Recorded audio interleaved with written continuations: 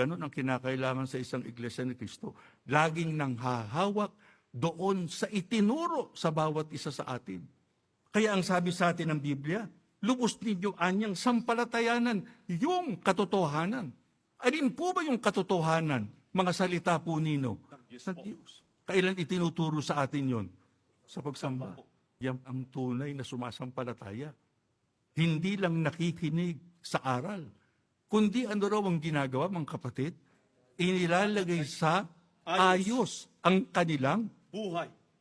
Papaano natin magagawang tayo ay makalakad doon sa katotohanang itinuro sa atin, doon sa mga aral ng Diyos na itinuro sa atin, kung hindi natin inilalagay sa ayos ang ating buhay?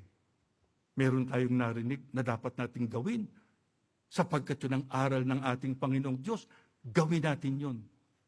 Para nang sa ganon, makinabang tayo, sapagkat pinatutunayan natin sa Diyos na tayo ay tunay na sumasampalataya sa kanyang mga kalooban.